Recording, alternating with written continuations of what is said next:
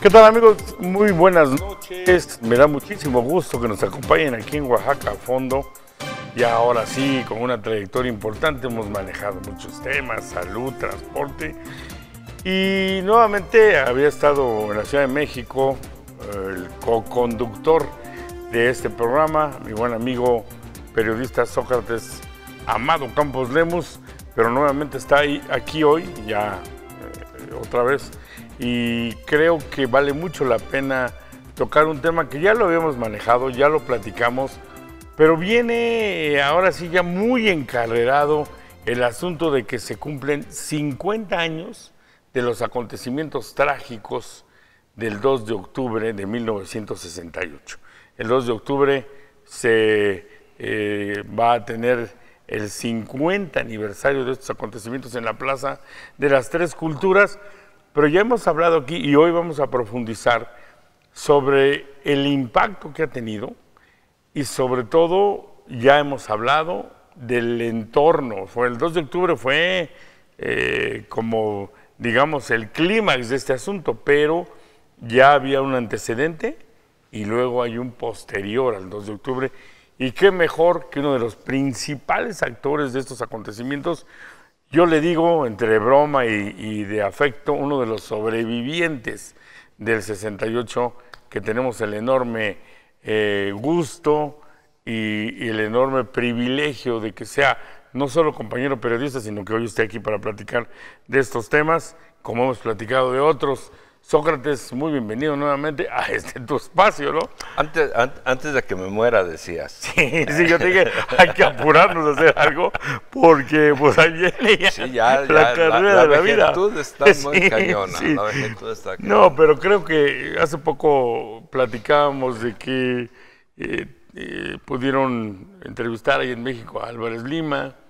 Hay otros personajes que vale la pena, pero creo que tú traes un discurso del tema, un análisis de los acontecimientos que es muy interesante y que es no solamente lo que te tocó vivir, sino que luego te conviertes en un periodista y te toca ir afianzando, conociendo, afianzando la información, conociendo de primera mano en el periodismo nacional el paso de todos los presidentes que siguieron: Luis Echeverría Álvarez, José López Portillo, Miguel de la Madrid. Ya hacías periodismo, ahí estuviste muy involucrado.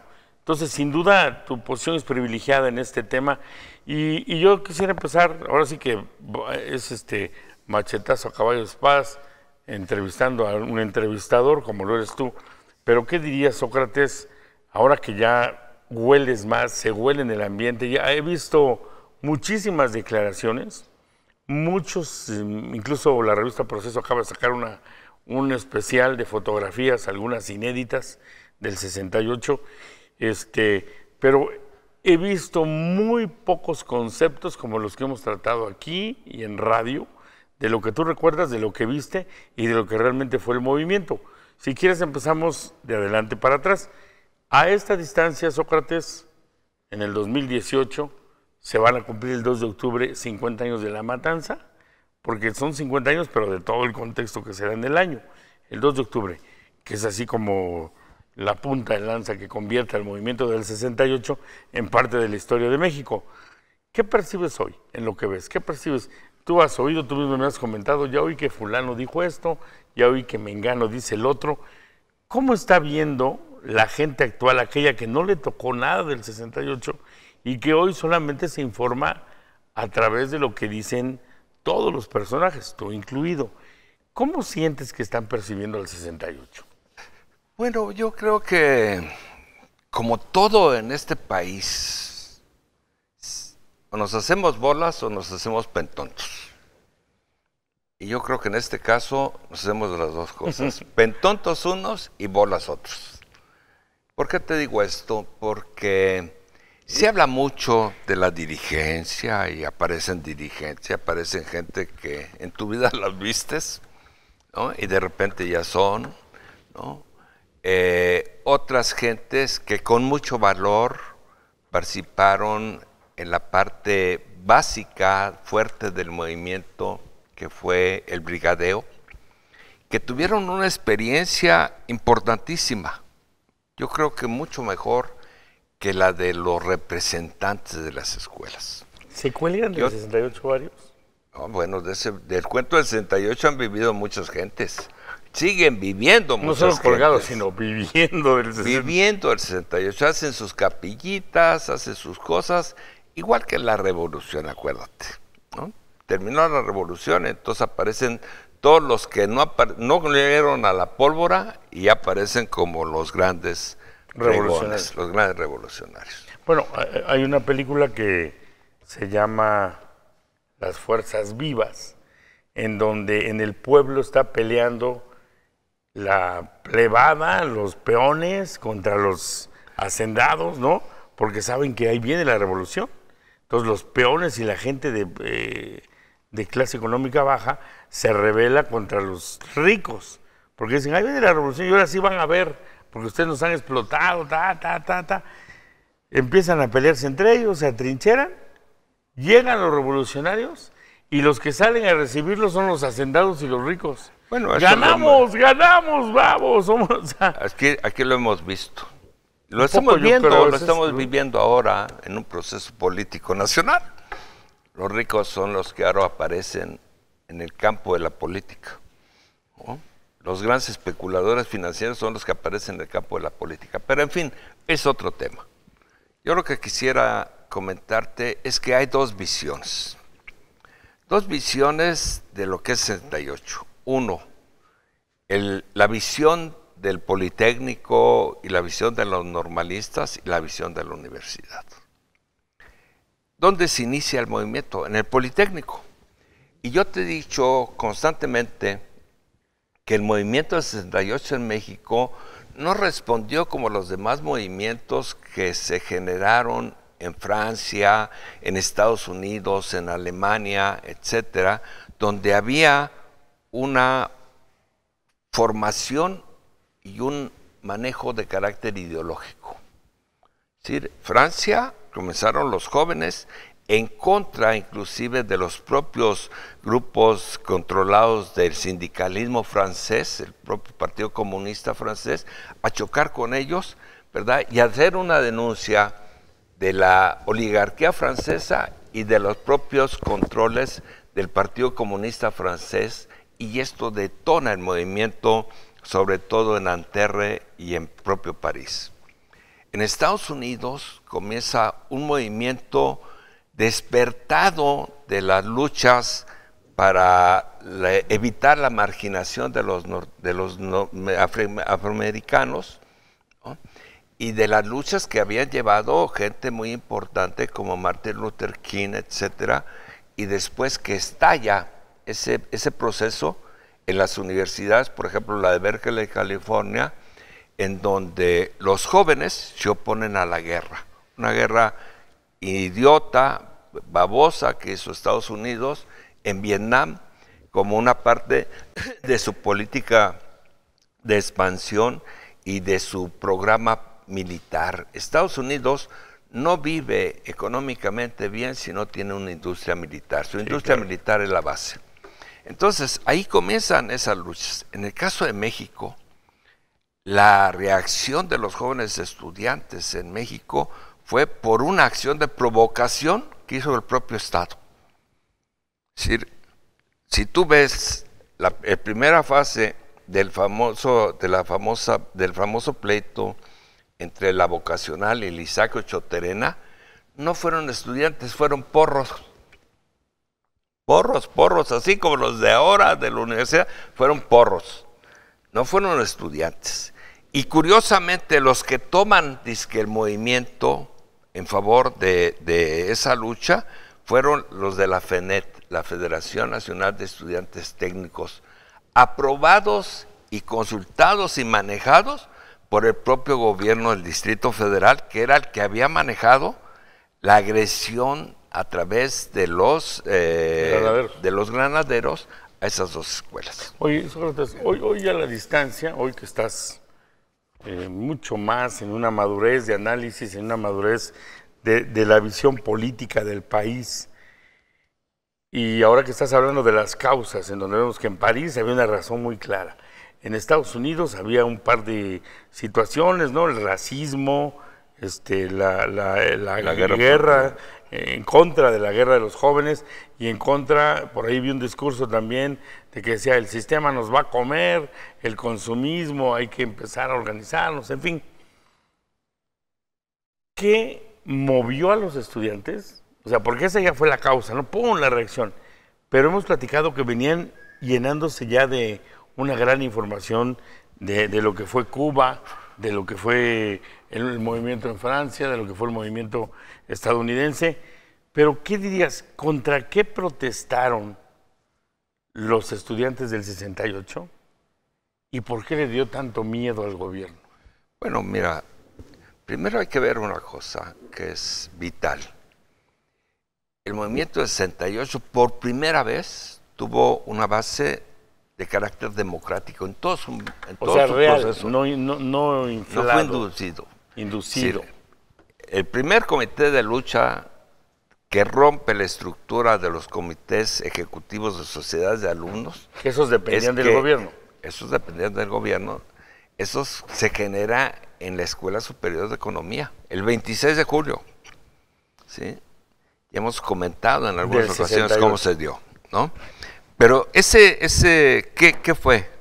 Era la Asamblea General que nombraba a sus representantes, quitaba al Comité Ejecutivo y nombraba a sus representantes. Los representantes tenían que hacer 3 asambleas por día, en la mañana, la tarde y en la noche, para informar lo que se estaba haciendo y a su vez recibir todas las acciones que estaban haciendo los diferentes las comités de las brigadas, las de pinta, las de propaganda, etcétera, inclusive las financieras que iban al boteo.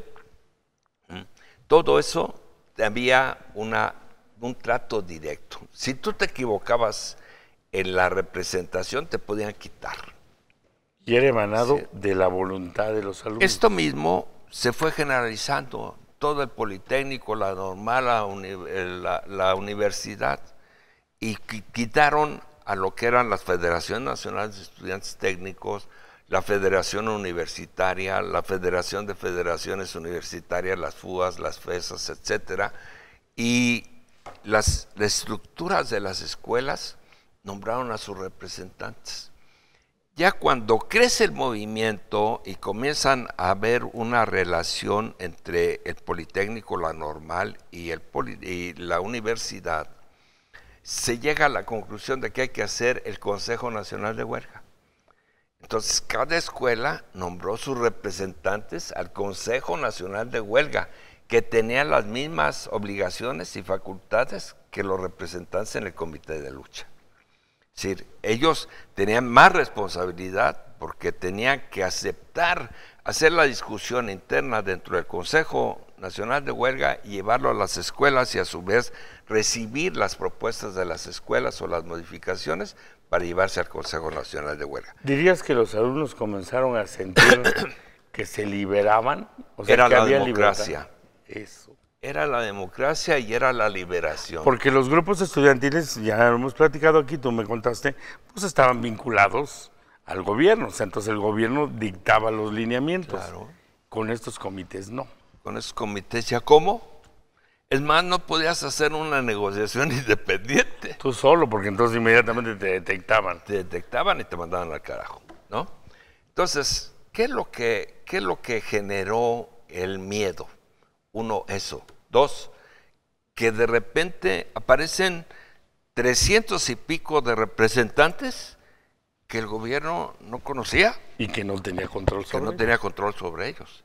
Y que por el otro lado, las escuelas tomaban sus decisiones. A tal punto fue esto, que por ejemplo el 10 de agosto, el 10 o el 16 de agosto, el rector de la universidad, después de haber hecho la gran manifestación de todo el mundo darle reconocimiento en la defensa de la autonomía universitaria, pide que regresen a el 10 de septiembre, pide que retornemos a clases, ¿no? Porque el día 1 de septiembre el presidente ya había dicho que estaba dispuesto a hacer una negociación, pero no con los gritos y las cosas estas. Previamente ya había una conciencia de todos los jóvenes y de todos los comités y todas las escuelas de que solamente había una negociación pública, con un diálogo público, para evitar precisamente todas estas tranzas. Cochupos y acuerdos bajo la mesa. Acuerdos. Inclusive el 10 de septiembre, antes, el veintitantos de agosto, el mismo Alberto Castillo señala que sí vamos a aceptar la negociación siempre y cuando se transmita en radio y en televisión. O sea, el diálogo público, ¿no? ¿Y qué dijo el gobierno? El gobierno, por supuesto que se espanta, porque era la primera vez. El gobierno no negociaba en esa época, el gobierno imponía. Y nosotros no sabíamos negociar. O sea, el autoritarismo de Gustavo Díaz Ordaz era un hecho... No era de solamente Gustavo Díaz Ordaz, bueno, era de todo el sistema, ¿verdad? Era un hecho real, ¿no? Entonces, cuando esto se da, el propio Consejo Nacional de Huelga le dice al rector, no regresamos a clases. Y el rector decía, bueno, pues hay que regresar para evitar cualquier cosa. Y todos dijimos no. Ni los universitarios respetaron el mensaje de su propio rector. Politécnico y UNAM. Politécnico, UNAM, Chapingo, todas las demás escuelas dijeron no, hasta que negociamos. Haber sido un favor del gobierno. También que el día 13, fíjate, imagínate, el 13 de septiembre, después del día del informe, cuando Díaz Ordaz... 12 días después del informe. Díaz Ordaz dijo, estoy dispuesto a utilizar el ejército y las Fuerzas Armadas para parar el movimiento. La respuesta fue una manifestación silenciosa, la más grande que se ha visto en este país, en forma espontánea. Es decir, ya estábamos arriba, ya estaba lleno toda la plancha del Zócalo, seguían llegando por 20 de noviembre, seguían llevando por Argentina, seguían llegando por o sea, el gobierno de la República amenazando a los grupos respondiendo. Y ustedes respondiendo diciendo no. Diálogo público. Respeta el diálogo, aquí nos vamos a sentar. Así es, ¿no? Entonces, ante porque una además las situación peticiones no eran más bien un símbolo, ¿no? Es un símbolo. Todo el mundo sabe que... A ver, era quitar al jefe de la policía y al subjefe, al general Cueto y al general Méndez León. Que eso de un plumazo lo hace el regente, ¿verdad? Sí. Desaparecer el cuerpo de granaderos. Bueno, pues le ponen ahora cuerpo de carabineros y te vuelven a romper el hocico, ¿verdad? En cualquier manifestación, ¿no? La salida de todos los compañeros presos, pues ya había bastantes compañeros detenidos, presos. que había habido una persecución previa. Sí, previa, ¿no? Entonces, la salida y la indemnización a los heridos, etcétera, ¿no? Y después, como mensaje político, el verdadero mensaje político era la salida de los presos políticos, o sea, acepta gobierno que tienes un acto represivo en contra de la población y que se quiten y se eliminen el artículo 145 y 145 bis del Código de Procedimientos Penales que configuraba el delito de disolución social. Como ahora te lo ponen, dicen, estaba tratando de hacer un atentado. Es lo mismo, ¿verdad? De todos modos te dan para adentro. Entonces... Pero hubiera sido un triunfo político, ¿no? Si desaparecimos el 145. Sí, pero también tuvimos una respuesta muy gacha. Nosotros teníamos 50 presos políticos en esa época y terminamos 450 presos en la cárcel. Entonces, nos rompieron el hocico y todavía nos metieron los botes. Entonces, Ojertes, para irle expulgando al tema, nace la inconformidad, más bien, se manifiesta primero en el Poli y luego se suman las demás escuelas, ¿no? Así es. Y eran símbolos más bien de, a ver, gobierno, siéntate a negociar, claro, no nos impongas. Fíjate la importancia de ese punto. Sé que hubo algunos sectores que se fueron sumando, pero en general fue un movimiento estudiantil, o hubo sectores de la población. Es más, Ya hacia finales de agosto, principios de septiembre, comenzaron a aparecer sindicatos. Por ejemplo, el sindicato de Pascual, el sindicato, una fracción del sindicato ferrocarrilero, otra fracción del sindicato Que se petrolero. empezaron a sumar. Sí, comenzaron a sumarse. No, bueno, pues era Y el entonces ya pavor comenzaban total. a manifestarse. Entonces, eso sí les dio.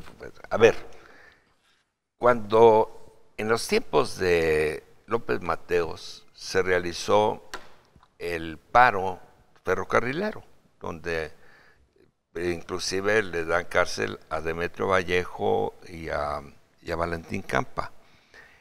Valentín Campa sí era un declarado miembro del Partido Comunista. Pero la huelga no estaba manejada como un miembro del Partido Comunista, era una huelga de carácter obrero patronal. Decía Díaz Ordaz y la gente ahí que estaba enfrentada a la Internacional Socialista, Claro, que había a ver, grupos comunistas aquí hay que otra querían cosa que es derrocar bien al gobierno. importante que tenemos que aclararles a todos.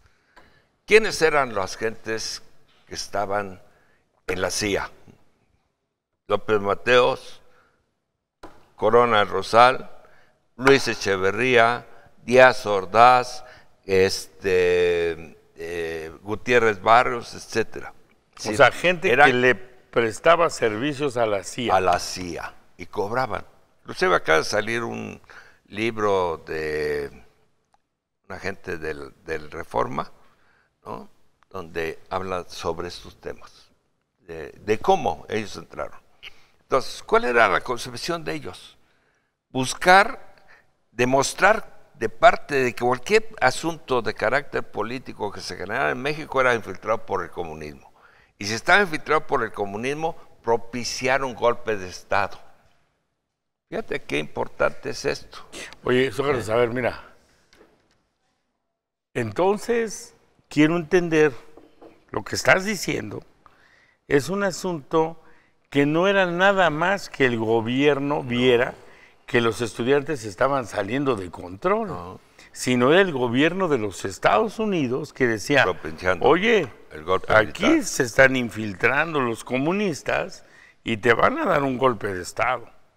Y entonces ya vendría, es pregunta, se podría percibir hoy a la distancia, porque a lo mejor tú que estabas ahí, pues no veías todavía esos enchufes, ¿no? Hasta ahora. Pero hoy que a la distancia dices, entonces quiere decir que sin duda, si estaban en esa vinculación, hubo un acuerdo previo para decir, hay que meter al ejército. A ver, el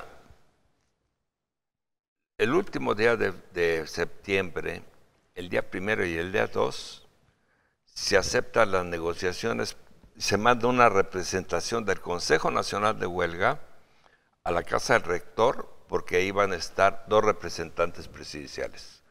Jorge de la Vega Domínguez, que todavía vive, y Andrés Caso Lombardo. Pariente de este pillo de Villa de Garay, Caso, ¿no? Sí, porque es la verdad. Sí, ¿Era su tío? No sé si es su tío, pero sí. Son parientes, igual. Son parientes, son igualitos los dos, ¿no? Entonces, cuando se da esto, decir, ayer se acuerda de que paramos el movimiento, ¿sí? Porque era el día 12 que ya venían las Olimpiadas, que podíamos hacer el mitin en Tlatelolco con plena libertad. Que era hasta, tú dijiste el otro día que era hasta para informarles, claro, vamos a detener el movimiento. Ya. Y para anunciar que iniciamos las 6 comisiones de los 6 puntos del pliego petitorio. Y que habíamos dicho aquí, entonces los traicionaron esos dos. Claro. Porque les dijeron, oigan, ya, sale, avísenles. Ya vayan. Y les avientan al ejército. Y todos vamos. Y entonces ahora nos enteramos que el presidente de la República, el jefe del Estado Mayor Presidencial, Corona del Rosal, Luis Echeverría, todas las demás, estas fuerzas, se confabulan y ya tenían preparado en Tlatelolco departamentos de donde comenzaron a disparar. Al ejército, ¿no?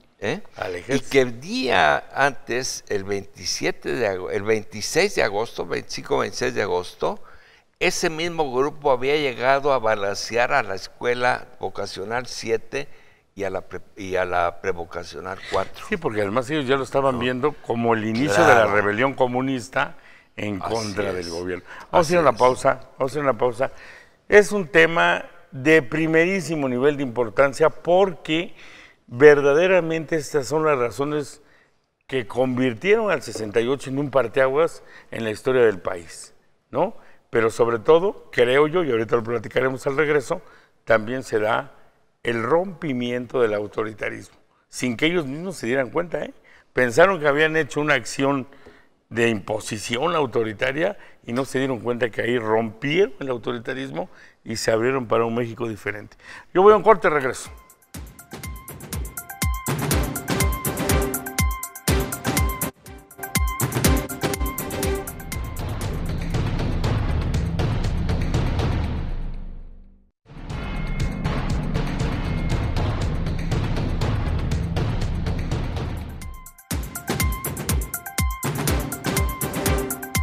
Continuamos en esta plática con Sócrates Campos Lemos, es conductor también de este espacio, pero decidimos hoy volver a tocar este punto de 1968, lo que representó para el país, las cosas cómo se dieron, cuáles fueron las razones, y en base a lo que estamos platicando, hemos estado platicando en esta primera parte del programa, pues sin duda yo creo, no sé usted qué opine, es el nacimiento del México moderno, o sea, es tan importante lo que sucedió en el 68, que es donde se da el cambio de ruta de un nivel de autoritarismo pleno que teníamos de los gobiernos que venían de Díaz Ordaz para atrás, y cómo ahí comienza a romperse esa línea y a darle paso a la verdadera democracia, que en México ha tenido muchos rejuegos, pero que a final de cuentas nadie puede dudar de la democracia y no puede dudarse tanto que el fenómeno que acabamos de vivir con el triunfo de Andrés Manuel López Obrador,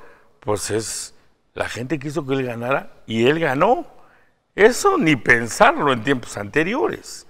Bueno, Sócrates, hablamos entonces de que había una ruta que le da miedo al gobierno que estaba enchufado con el gobierno estadounidense y que entonces la amenaza no la veían que no solamente era para México, sino para el propio Estados Unidos, es decir, pues vamos a tener en la antesala un gobierno comunista, ¿no? Más que acababa de suceder lo de Cuba. Entonces, todos los personajes que tú ves en este tablero tenían la misma visión. Por ejemplo, el general Marcelino García Barragán, que era el secretario de la Defensa, o sea, y es el ejército que interviene. Y yo sé que tú posteriormente, ya en tu vida de periodista, tuviste la gran oportunidad de convivir tanto con él como con sus hijos. ¿Qué nos puedes decir de este tema? ¿Cómo vive él, García Barragán, esos momentos? Fíjate que ahorita estaba yo revisando una serie de notas y de información, porque estoy haciendo otro libro sobre este tema, para decir las cosas que no se quieren decir, porque insisto, o nos hacemos bolas o nos hacemos pentontos, ¿no? Y no se trata de que ya a los 50 años o dices la neta o te haces güey, ¿no? A lo mejor no digas nada. No digas nada, ¿no? Entonces, ¿qué es lo que pasaba?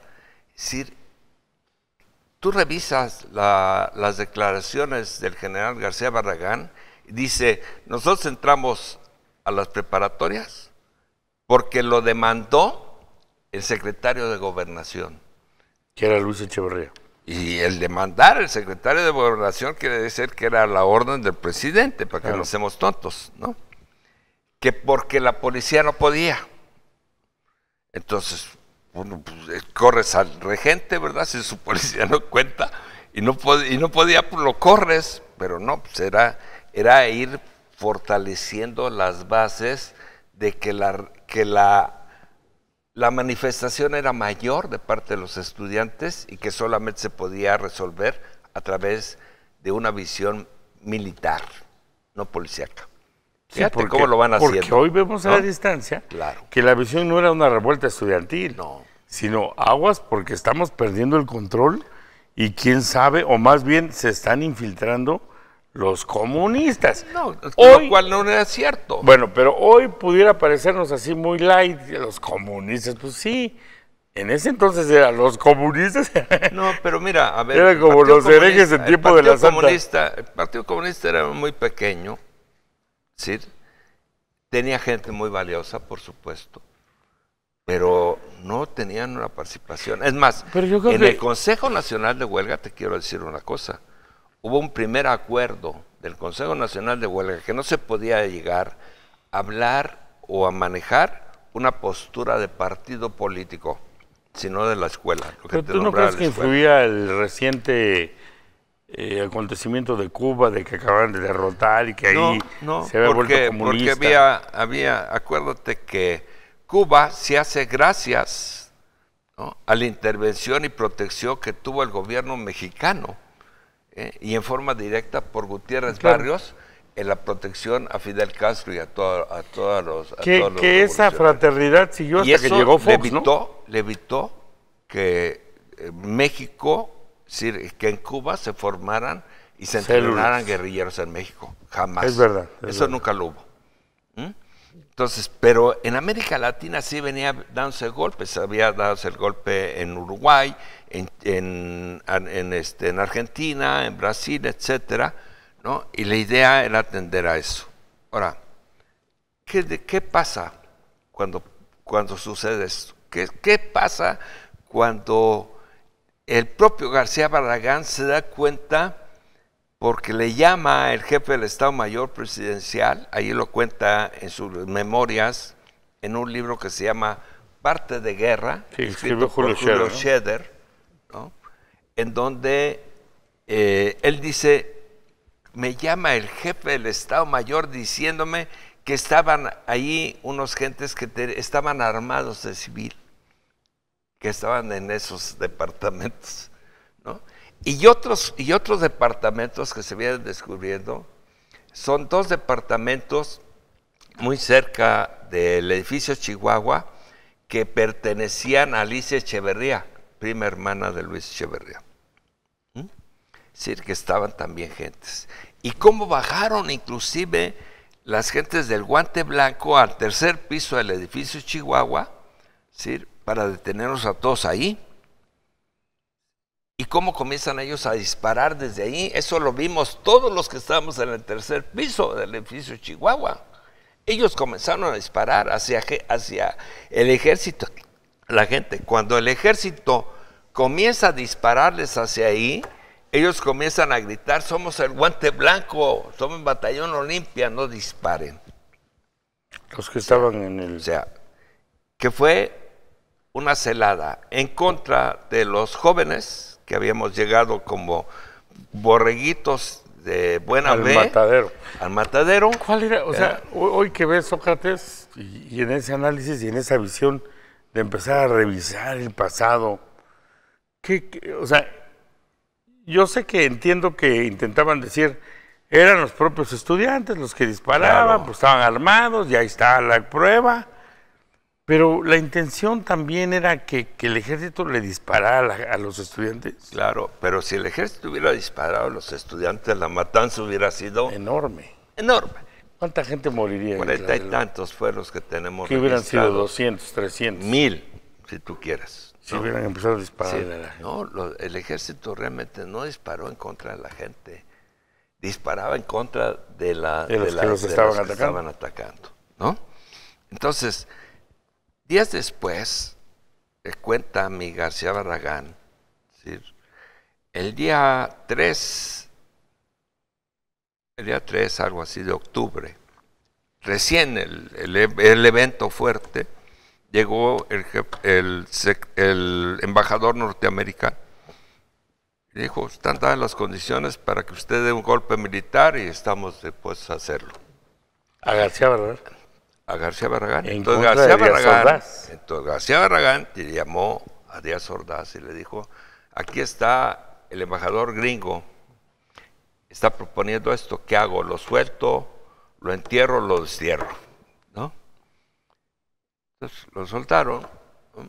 Y ese mismo día, en la madrugada, ¿sí?, ahí están todas las notas, García Barragán cita a los jefes de las zonas militares cercanas al Distrito Federal y llegan todos los oficiales junto con él, todos los encargados de las zonas militares, a Los Pinos. Y dicen que baja Díaz Ordaz, ¿verdad? Sí, blanco, todavía en bata, pensó que ya le iban a dar la chica, ¿no? Y no, nada más le fueron a decir que no, que estaban ahí para dar a mostrar la lealtad. Eso te da una idea. Y bueno, en este libro cuenta... Oye, García eso que Barragán, cuentas está... Claro. Durísimo, ¿eh? Y bueno, yo lo conté antes y todo el mundo lo tiró a loco. Inclusive, el día 2 de octubre de 1971, en el periódico Ovaciones, segunda edición, que era el periódico que más se leía, ¿sí? Aparece a 8 columnas. García Barragán salvó al civilismo de este país, Sócrates Campos Lemos. Y eso me cuesta que me llame el entonces secretario de Gobernación, el maestro Reyes Heroles, me dice, a ver, cuéntame. Y le cuento. Y se queda frío. ¿No? Ya era ¿sí? López Portillo. Ya era López Portillo. Y 76, perdón, no 71, 76, sí. ¿No? Y entonces el mismo Echeverría, ¿no? Y Moya Palencia. Sí, comienzan, pues, espantados, le digo, ahí está. Entonces, a García Barragán jamás le preguntaron, ¿no? Porque sabía la respuesta del viejo, ¿no?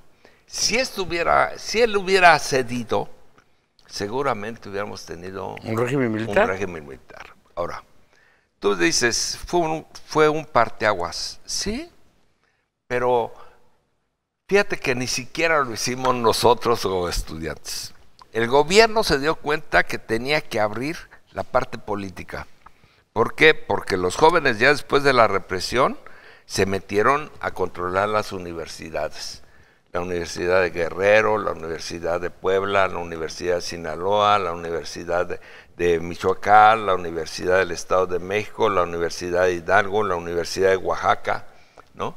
Y ahí se fueron a refugiar, ¿no? Entonces controlaban las universidades y por desgracia no todos entendieron que el control de las universidades era para mejorar la calidad académica, sino lo usaron como un elemento de protección política, ¿no? Y usaban los recursos y criticaban a los buenos maestros y metían a una bola de incondicionales, que fue lo que provocó, por ejemplo, la gran crisis en la Universidad de Oaxaca. A ver, entonces, ¿no?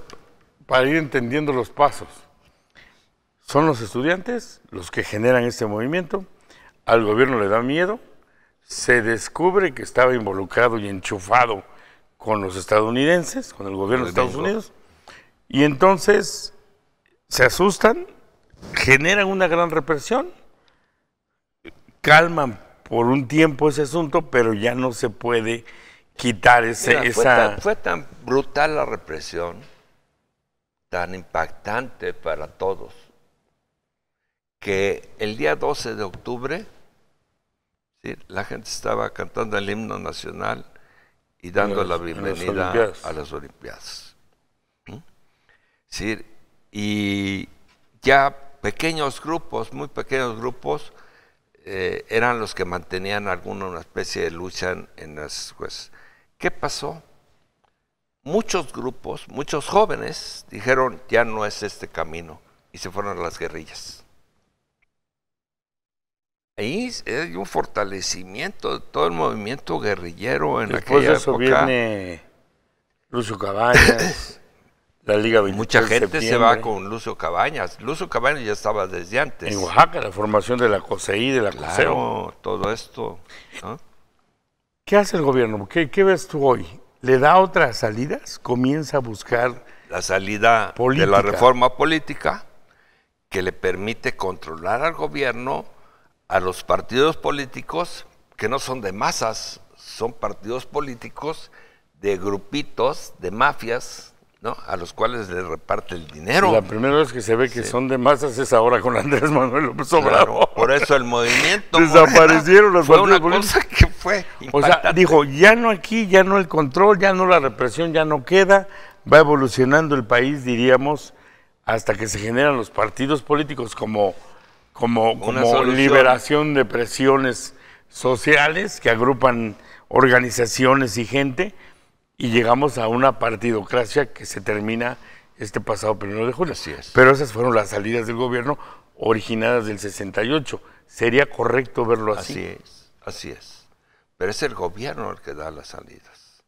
La reforma... O sea, se reacomoda el gobierno. Inclusive, el control más importante del gobierno, que era la comunicación social. Y entonces, llega Echeverría en una acción muy brutal, se lanza contra Julio Scherer, lo destituye del Excelsior, y Julio Scherer, junto con otros periodistas muy valientes, forma Proceso, ¿no? Y en lugar de que Proceso se hubiera acabado, crece en forma impresionante, como creció Impacto también. Impacto, que era digamos, un medio no tan de izquierda, pero sí era un medio crítico, ¿verdad? Que, bueno, Impacto llegó a tirar 400,000 ejemplares y la revista pareja de Impacto, que era Alarma, tiraba 5 millones, ¿no? y el Proceso ahí andaba, ¿no? Y Proceso sigue teniendo una gran fuerza. Fíjate que en alguna ocasión el subcomandante Marcos declaró que ellos planearon el inicio de su guerrilla para que pudiera salir en la revista Proceso al otro día. Sí, imagínate la importancia que llegó a tener la revista. Pero me refiero a cómo sale de Excelsior, que ya había un grupo crítico que molestaba mucho a Echeverría. Y luego cuando llega López Portillo, acuérdate de la famosa frase, ¿no? Yo no pago para que me peguen, ¿no? Es decir, yo doy publicidad oficial, pero pues no me pegues, ¿no? Que es una manera de controlar. Hubo entonces, intentos de controlar a través del papel, ¿no? A ver, ¿por qué entonces comienzan a abrir los espacios primero a los intelectuales orgánicos? ¿No? Esos izquierdistas así que siempre critican todo, pero que nunca hacen nada. Son bien culebras, digamos, bien de café. De café. Pero culebras, yo les digo, ¿no? Esa es la verdad, ¿no? Nunca hacen nada, critican y dicen, etcétera, pero nunca han repartido un mendigo volante en su vida, ni han salido no son de lucha, no son de lucha a hacer una lucha, ¿no? Sí, pero a esos sí les pagan muy bien, ¿no? Y después, claro, comenzamos muchos de nosotros a pelear. Ya más en una trinchera, ¿no? Nos tuvieron que abrir más espacios. Y esta libertad que ahorita tú y yo estamos teniendo aquí. No, este programa es en la televisión, en la televisión oficial. Era impensable. Pues, dices, a ver, Alejandro, realmente eres un demócrata, ¿no? Sí, porque lo tienes que aceptar. Es una gente que tiene la visión de no reprimir. Y mira, fíjate que eso es muy importante, ¿no? Lo que dices, porque mucha gente, yo me he topado y dice, no, que es su obligación. Sí, pero muchos no lo hacen. Y cuando alguien lo hace, entonces tienes que reconocer, dices, pues sí, hasta a veces críticas directas, y dices, pues sí, está bien, ni modo, ¿no? Es una manera horizontal de gobernar. Y que yo insisto, Sócrates, a mí me da la impresión que esta evolución que hoy vivimos en Oaxaca, en otros lados, es justamente a partir de que se rompe. O sea, como que agarraron una piedra y estaba ahí el edificio del autoritarismo y bolas a un vidrio, ¿no? Y entonces van, a ver, chamaco, véngase para acá, te agarran, pero ya no pueden evitarlo. Ya no pueden. O sea, ya no pueden decir, ya nadie proteste, ¿no? Se abrió ahí la nuez. Y la otra cosa, las demandas públicas, la demanda popular, queremos diálogo público aquí. Tócalo. Fíjate, hace apenas unos días, Pablo Gómez decía una cosa que me parece, refiriéndose a mí, muy bien. dijo, yo no sé por qué acusamos a Sócrates Campos Lemus de que él citó a la reunión del Zócalo. Era un acuerdo de todos nosotros. Tanto era así que fuimos cientos de gentes, ya llevaban nuestras bolsas de dormir para quedarnos en el Zócalo. ¿Sí? ¿Y por qué le quieren quitar eso? Ah, no, fue una cosa de Sócrates. O sea, no le pueden quitar la horizontalidad de mando. No, pues a ver, ¿qué fue lo único que hice? Fue tomar una votación. Entonces que me acusen por ser más demócrata que los demás, ¿verdad? ¿Sí? O que tuvo los pantalones para hacerlo, otros no lo hicieron, ¿sí? Porque era el acuerdo de todos nosotros, ¿sí? Entonces, en estas condiciones tú te das cuenta que la gente está en la lucha. Hoy leía yo una nota de un compañero brigadista junto con su esposa que se conocieron en una de las marchas, dicen, y ya nunca nos separamos. Van a cumplir 50 años de casados, ¿no? Felices se ven los dos. Y uno dice, él dice, el joven bueno, ya viejo igual que yo, ¿no? Dice, es que cometimos un error. Pedir una negociación.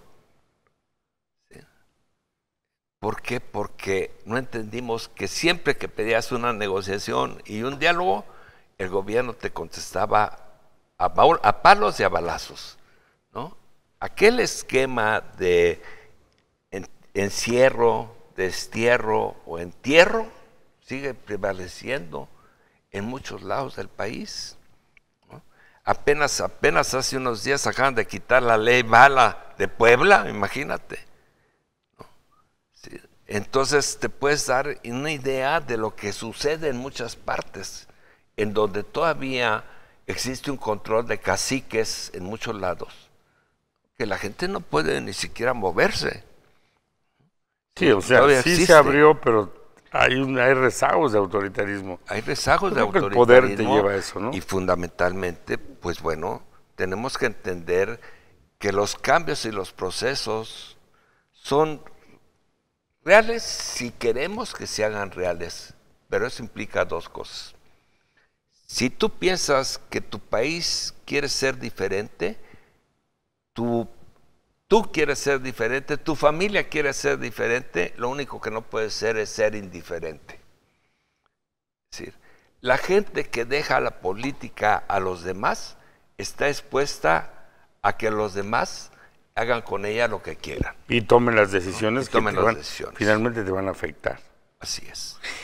Pues llegamos ya prácticamente al final, Sócrates. A mí me da mucho gusto que podamos compartir estas pláticas.